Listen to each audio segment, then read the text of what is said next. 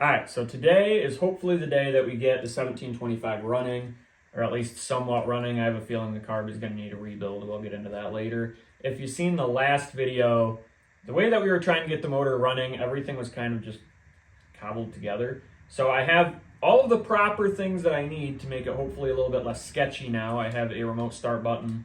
I got proper terminal connections for everything, so we should have good connections, because that was part of the problem the last time we were trying to get it running. We couldn't get a good connection anywhere, and that's because we were just kind of trying to rig everything up. But now we have everything we need. I got 2 more bolts for the flywheel, so the flywheel has all the bolts. The manifold has all the bolts, although they are completely mismatching. It's like a different bolt on each stud. It's all there. Everything is tightened down. I did put the tappet cover back on the motor, just to kind of help seal everything up. My main idea was leave the tappet cover off for now, so that way I can see the push rod spinning and make sure that everything is the way it should be. However, I can just do all that. I can just do all that stuff from under the valve cover. So I threw that back on, that way we don't have to worry about oil leakage as much, but we're gonna crank it over and hope that we get oil pressure, because that was the main goal in the last video, is to try and get oil pressure. So let me show you what we got going on. So we have a starter wire going from the starter to the positive on the battery, with the starting solenoid in the middle, ground going from the battery directly to the motor somewhere, and then the starting button attaches to the S terminal on the relay, which is the signal wire, and then the other one you can attach it to the positive on the battery, or you can attach it right here, and then hopefully, if all goes well, hitting this trigger should roll it over. There we go.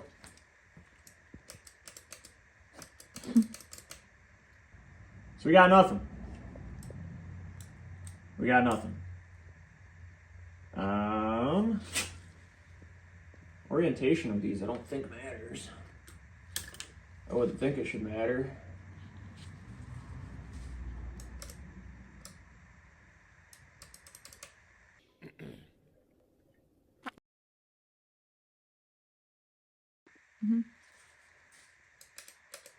Still nothing.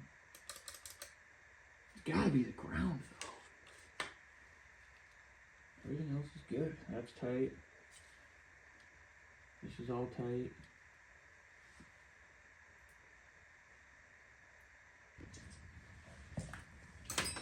All right, so I'm excited to say I finally figured it out. Of course, it was something extremely simple and stupid. I ended up going all the way to the auto parts store to pick up a new ground wire. All my connections seemed fine. I had good connection here, good connection on each side of the relay, good connection on the battery, and then the ground from the battery to the engine block. Come to find out, these starter solenoids need to be grounded themselves on the mounting bracket. So as you can see right now, we have nothing, but I simply run an alligator clip from the mounting bracket of the solenoid itself to, we'll just go to the battery ground. Wow. Now we have a good cranking motor. So now all we're going to do is watch our oil pressure here as we crank it over. And hopefully, after a little bit of cranking, we will start to see some oil pressure. So I want to hold the engine because it's kind of just chilling on a tire. So I'm going to set this right here so I can read it. And I'm just going to crank it till we get pressure.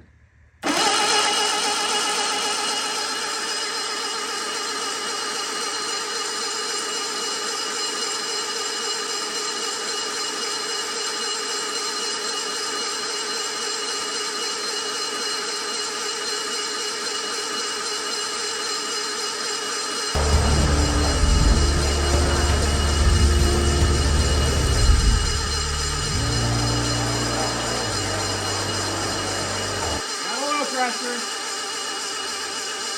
There it goes.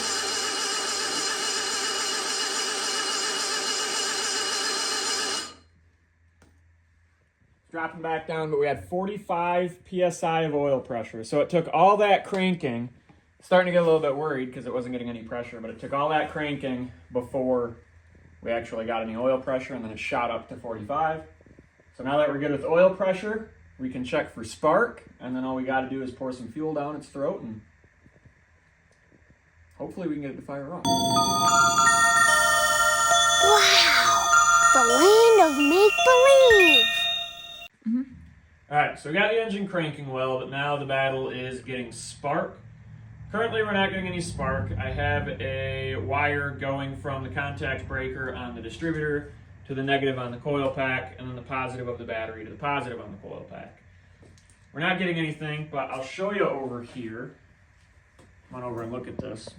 Under the distributor cap, let's pull this off for now.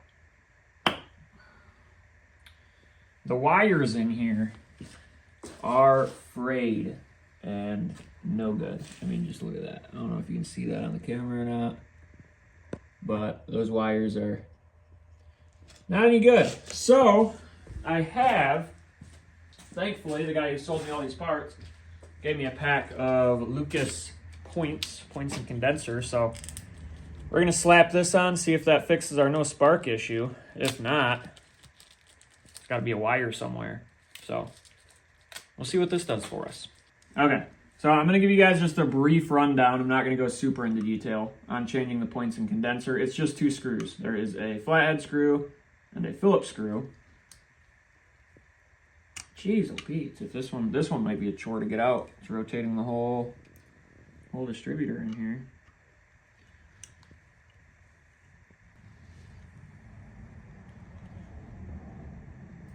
There we go. All right. Whoever put that in last way over tightened it. So we're gonna take this out. And the condenser and the points themselves are kind of 2 separate units. But if we remove these 2 screws, should just come out pretty much as 1 unit. Uh-oh. Okay, so we might need to rig something up here, because this is where our frayed wire is. What did I just lose?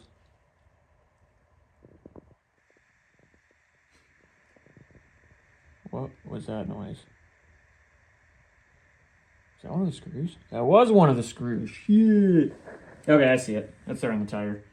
Okay, so the connectors are identical on the condensers. Everything is identical on the points units themselves. So the only thing that stands out here is this. This is completely different. And I think this might be why, this might be what's causing our issues, if it's not the condenser itself. So I'm going to look at my old distributor, which I know looks like it was found in the ocean. But maybe, just maybe, we can salvage this off the old distributor. So we are not taking anything off this distributor, because as you can see, it is not in the best shape. I mean, this wire, I mean, it still has all the sheathing on it, unlike the old one, but yeah, look at that. I don't have high hopes for that. I think what we'll do is we'll just switch out the condenser for now and see if maybe that's why we're not getting spark. I know this isn't the prettiest, but if I can just get it to fire, or at least get spark today, I'll consider it a win and I can order this part later.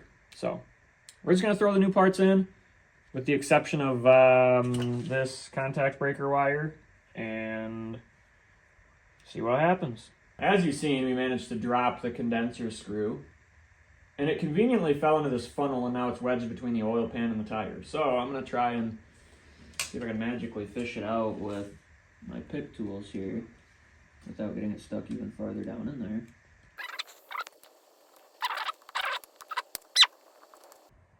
Oh. Got it. Now we can continue with what we were doing, which was installing the points. Everything slides back in. You don't have to worry too much about orientation of everything, because there is a metal stud that the points rides on, and then there's only 1 screw hole really where the condenser can go. So on the distributor shaft, up near the top, there is a cam, and on that cam rides an arm which sticks off the points, and when it reaches the height of the cam, you should have separation, or you should have a contact break between the 2 contacts. And so what we want to do before we adjust the points is rotate the engine until this red arm right here, as you can see it, is riding on the higher spot on the cam. So we're gonna go ahead and do that now.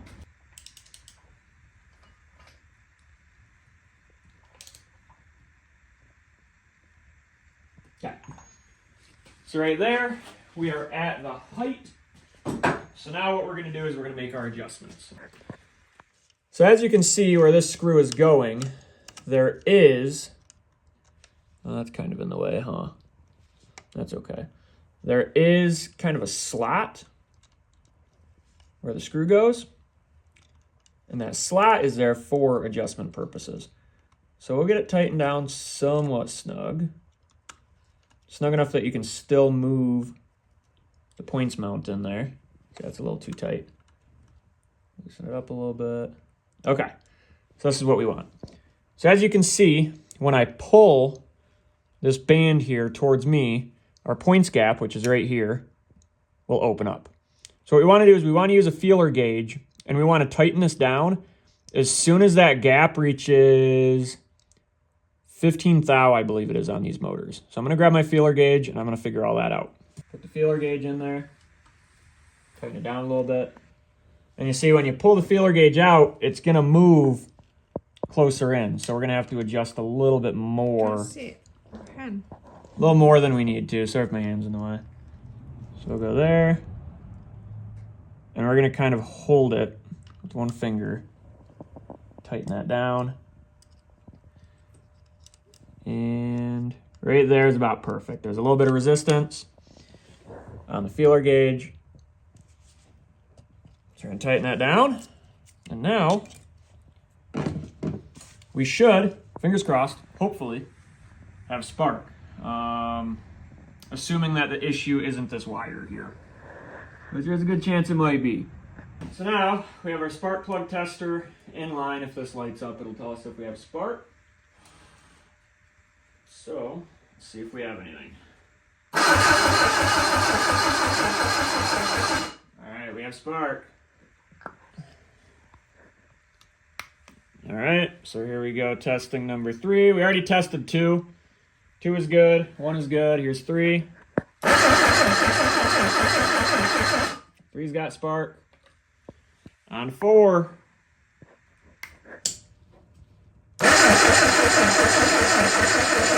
All of our cylinders have spark. She's ready for fuel.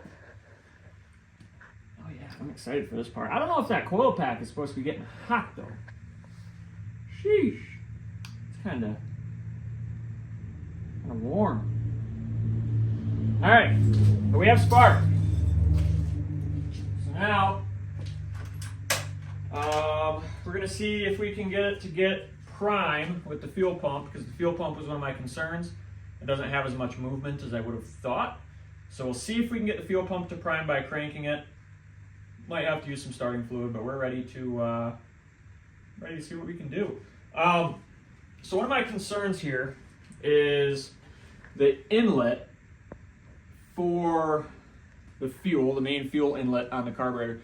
So I'm going to preface this by saying I had to search all over the place to figure out exactly what carburetor I have, because it's kind of, to me, a confusing situation with these Weber carburetors. So I posted a picture on the Alpine Facebook group. Everybody said it was a Weber carburetor. However, the carburetor stamped all over it and right in the metal says that it's a Motorcraft. I'm sorry, it says it's an Autolite. The choke is a Motorcraft, but it's not a Weber. It's an Autolite. And so I started asking more questions about it, and some people were saying it's a Holley. It's not a Holley, it's an Autolite. It says Autolite right on it. So the confusion comes from Holley made a Weber 3236 clone carburetor, which is what this is, and then it was rebranded to different companies like Autolite for the Ford version. So it's a Holley, which is cloning a Weber, but it was rebranded as an Autolite. And I had to, the reason why I wanted to figure all that out is because I want to find a rebuild kit for it, but I can't find a rebuild kit for it if I don't know exactly what it is. I didn't want to get a Weber rebuild if it's not exactly a Weber. And there's slight differences in, like all the ones that I found online didn't have this extra nipple here above the main fuel inlet, and there's just a lot of nonsense that I couldn't figure out. All right, so one of the big reasons why I wanted to find a rebuild kit for this, I was just going to throw it on and run it, which I still will probably, but it's definitely going to need a rebuild. If you look right here at the main fuel inlet, it's full of dirt. I don't know if you can really see right here. That's full of dirt. So I'm going to try and scrape out as much as I can with a pick tool. Hopefully it's only a little bit in here. I could only imagine it's caused by mud daubers or something making a little nest in there, but I'm going to see if I can clean that out the best I can. If we can't get it to run off the carb itself, we can likely get it to run off spray. So we'll see what we can do. Yeah, look at that. Yuck. Oh, that actually goes pretty far up in there. No way. Okay, so this might be a no-go. Because that goes all the way up in there. So, with that being said, we're probably not going to try using the carburetor today. I'm probably going to try and find a rebuild kit first. But, like I said, I can throw some spray down its throat, see if we can get the fire off for a few seconds, and that'll be the first official run. Alright, so I had some pretty big holes on the intake manifold.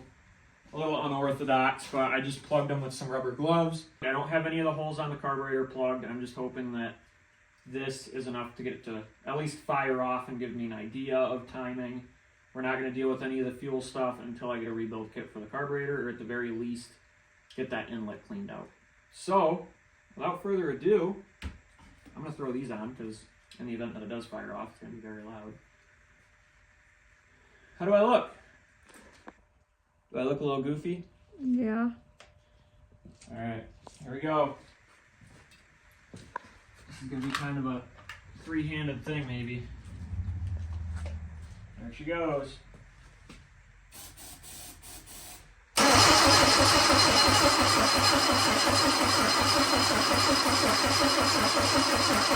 Oh, it'd help if we had spark.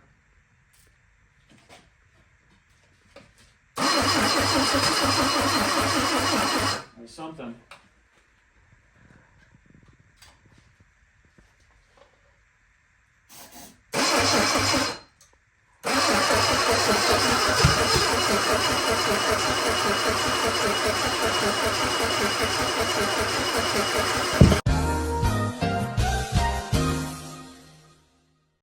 Low backfire, that's okay.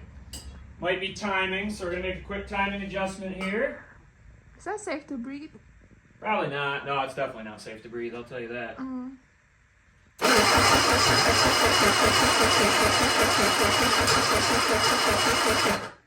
Alright, so she's wanting to.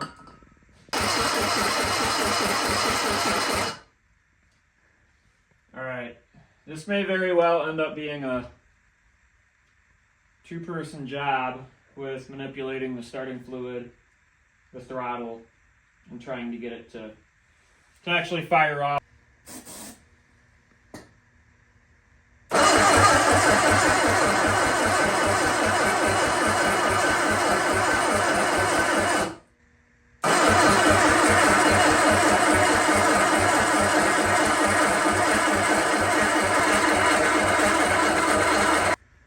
Alright, so I think we're going to take a break, let the battery charge up a little more. I'm just going to have to come back out here and we're going to have to reevaluate, figure out. It's more than likely a timing issue. I don't think the distributor is 180 out. We did get a little bit of backfire out of the exhaust, but I think part of that might have been me shoving so much starting fluid down its throat. I kind of feel like I need 3 arms to do this effectively in terms of managing the throttle, starting fluid, pulling the trigger, and adjusting the timing all at the same time. The throttle we're not going to have to worry about because we're using starting fluid. I have it propped wide open with a pair of pliers here. The wife is going to pull the remote start trigger, and I'm going to focus on the starting fluid and turning the distributor to try and get it in the right spot. So without further ado, let's give it a go. All right, babe, go ahead.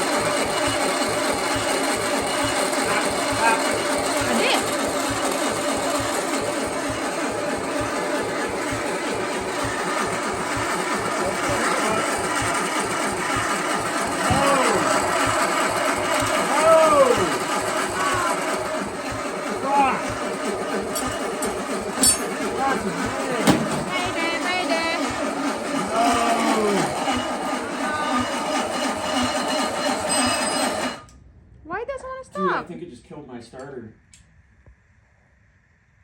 Oh, I should have just pulled the ground off the solenoid. Dude. So I'm not sure what happened there. I'm pretty sure the relay got stuck closed. Couldn't get it stopped cranking. We even pulled the trigger off of the solenoid, and it kept going and going and going.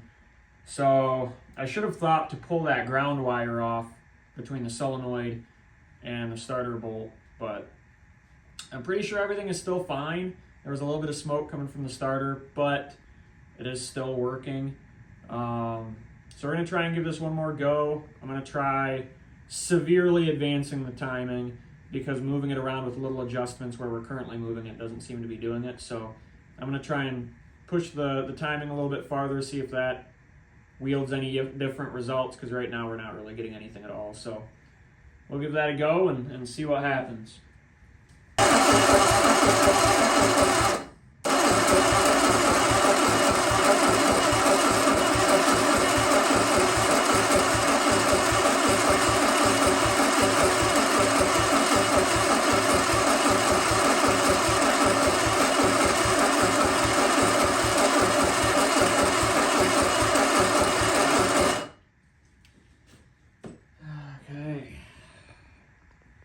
Not sure why we're not getting it to fire off. We've been trying to get it to fire off starting fluid, haven't had any luck. Discovered just a little bit ago that we didn't have any spark at the spark plugs. I knew we were getting spark at the plug wires because we tested it earlier. So I went into town, picked up new spark plugs for it, so now it has new spark plugs. Got back, still wasn't having any spark at the plugs themselves. So I decided to investigate a little bit further and see if you can see what the issue is here on our distributor. That's right, distributor is not spinning because it popped up. It's as simple as that. So all we gotta do is find out, push it back down and find exactly right there. Now it's popped back in.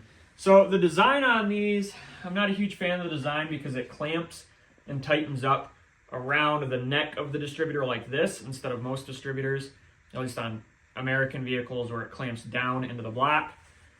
So you have issues like that. So now I'm gonna have to find top dead center again on the compression stroke on cylinder 1 and refit the distributor, and then we'll try it again. So I'm pretty sure that's our issue though. So that's good. So we pulled number 1 spark plug back out, verified top dead center, twisted the little neck around here on the distributor, made sure push down and make sure it's all the way in there. Hopefully that fixes it, but we're going to tighten this down a little bit just to ensure that it doesn't move too much unless we really want it to, which actually right there seems about perfect. And I'll just have to keep pressure on it when I'm rotating it to make sure that it doesn't pop back up. So hopefully that was the issue. Let's put everything back together and give it another go. We have the rotor pointed at cylinder number 1. We are on top dead center on the compression stroke, which I just verified. So we'll slap the plug back in, pop all the wires back on, and give it another go. We're almost out of starting fluid, so we only have a few more tries. I hope if I hook this up here, keep it away from the flywheel. Okay. All right, I'm ready.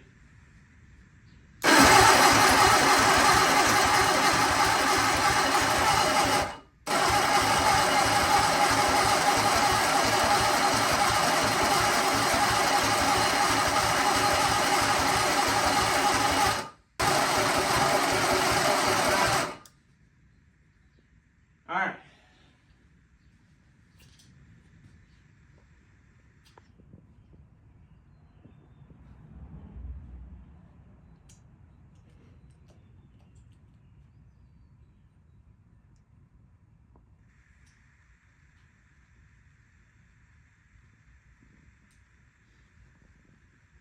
Is the wide open throttle a bad thing, do you think?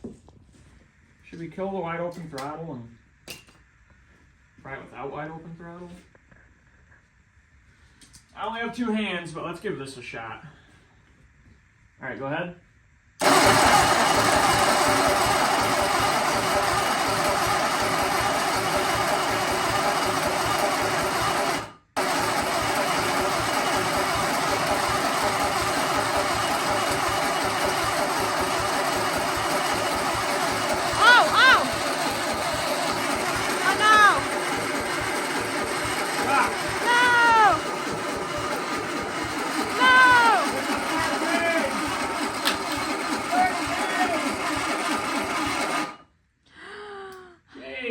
If anybody can tell us why the starting relay keeps sticking open, please do, because that's a frustrating one.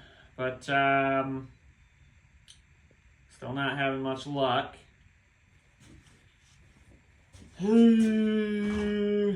Alright, so still not having any spark. We're having spark here, but we're not having spark at the plugs. And I can't foresee it being the plugs themselves or the wires, because they're all brand new. So I threw on my old Edelbrock coil pack from my F100. Let's see if that gives us any different results. The other coil pack is new, but you never know.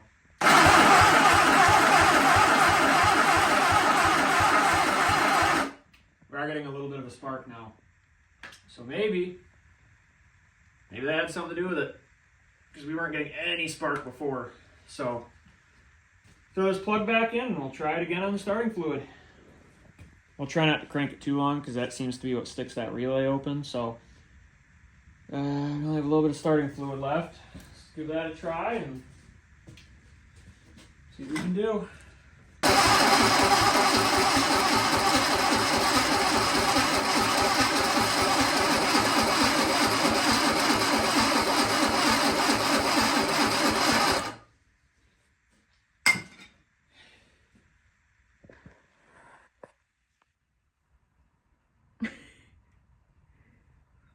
What could it be?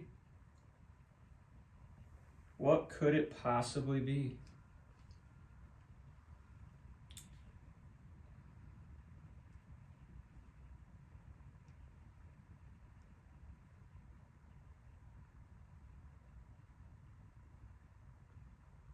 I don't think the distributor is 180 out. That would be,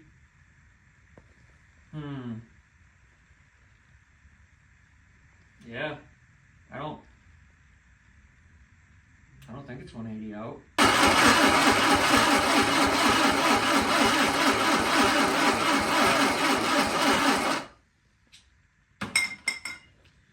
Well, that might have to be a wrap for this one. I'm gonna have to sleep on it. I have to sleep on it and figure it out. But we have spark, we have fuel. Well, kind of. We have spark and we have starting fluid. All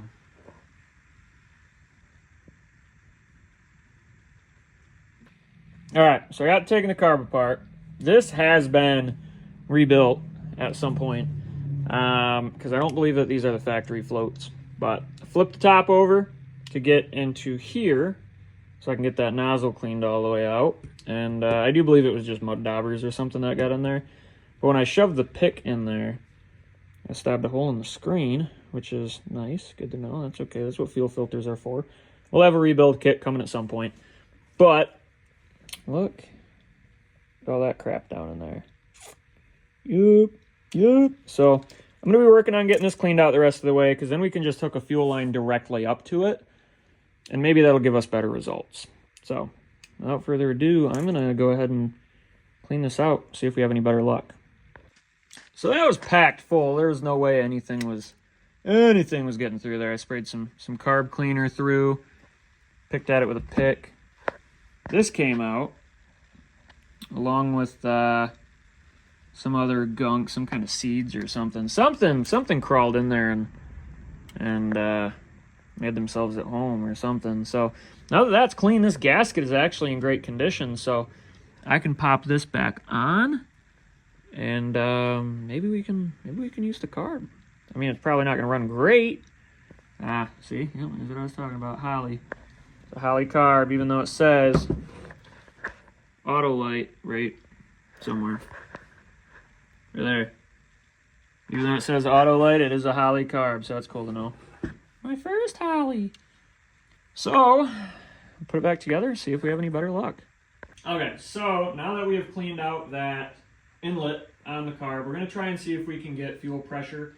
I haven't tested that yet because we were just going to run it off starting fluid. We have a gas can here with some gas in it, inline filter, fuel pump, and that's going right up to the carb. So let's see if we can get any fuel pressure. And make sure everything's disconnected that doesn't need to be connected.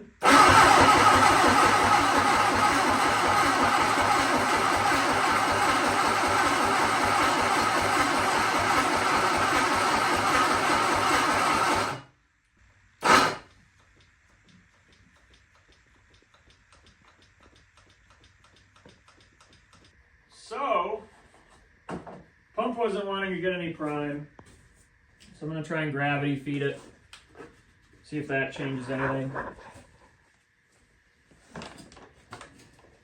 Sketchy ass water bottle, here we go.